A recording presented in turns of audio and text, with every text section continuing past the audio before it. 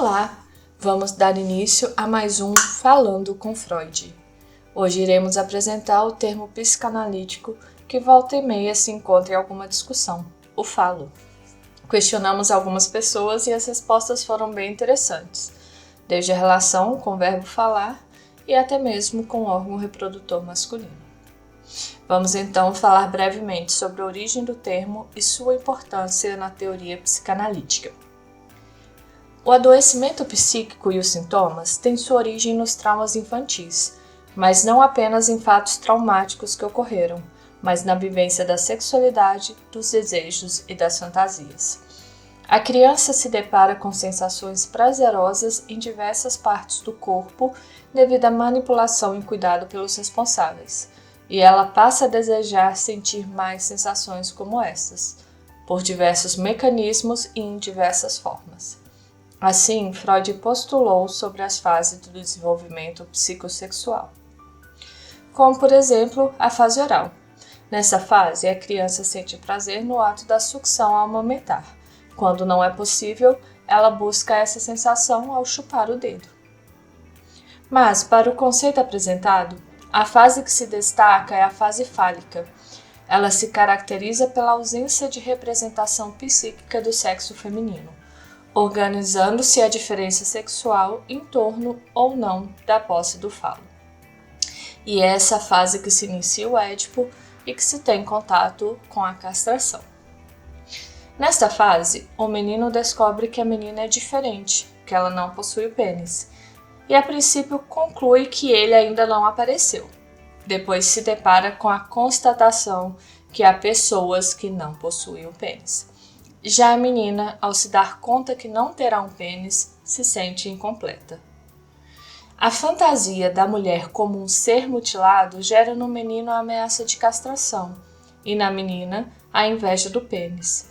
E é em torno da representação psíquica do pênis, um falo imaginário, e não do pênis real, que se organizará o complexo da castração.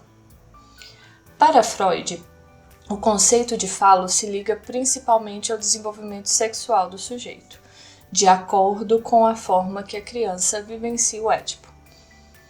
Ela se identificará ou com o gênero masculino ativo, que possui o falo e repudia a ideia de perdê-lo, ou feminino, que é passivo e espera receber o falo que lhe foi negado.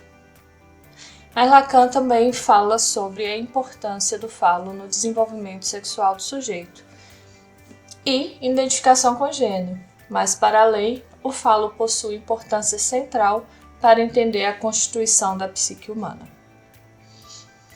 Antes de explicar o conceito de falo por Lacan, é importante lembrar que, de acordo com a teoria, o inconsciente é estruturado como linguagem, incluindo signo, símbolo e significado.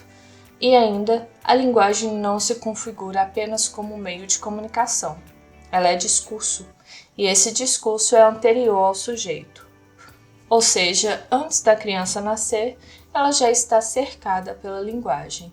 Há um discurso que a precede e que irá influenciar a sua constituição. O significante possui papel importante nessa construção e é fundamental para a estrutura do simbólico e do inconsciente, podendo ser nada ou qualquer coisa. Vamos pegar um exemplo, do significante. O significante é uma palavra, como por exemplo a casa. A casa significa uma construção que as pessoas habitam, mas ela também pode significar outras coisas, dependendo da pessoa que está ali imaginando a palavra ou a imagem casa. Pode ser um lugar para morar, ou pode ser um lugar de tristeza, de angústia, de medo. Então é dessa forma que o Lacan vai apresentar a primazia do significante sobre o significado, ou seja, o significante ele pode percorrer vários significados, como nesse exemplo da casa.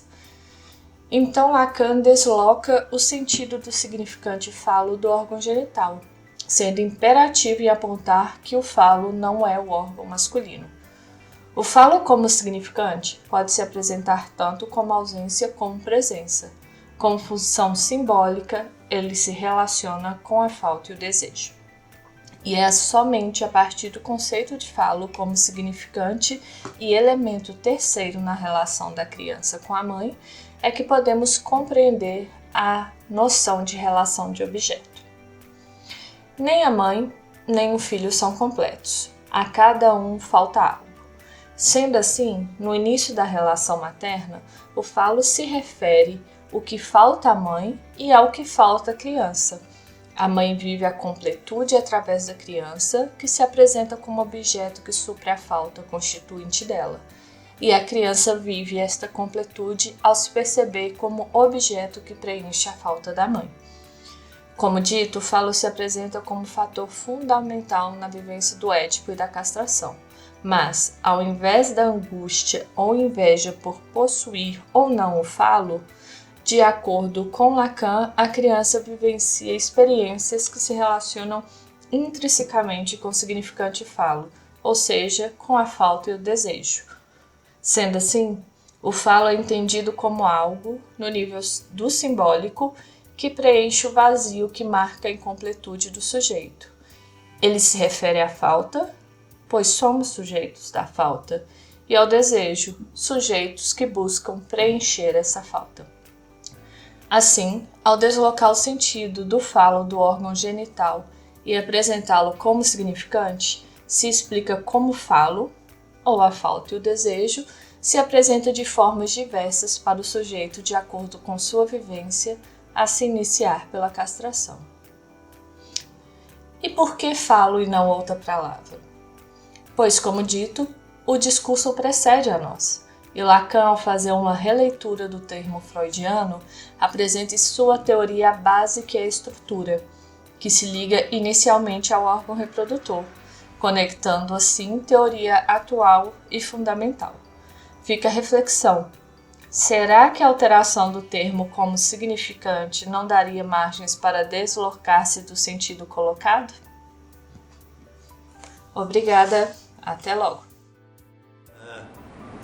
The two people involved in any relationship know far more about it than the outside world who may comment on it. But even they do not necessarily know what is going on within their relationship. But what I can tell you... C'est une supposition aussi. Supposition de la somme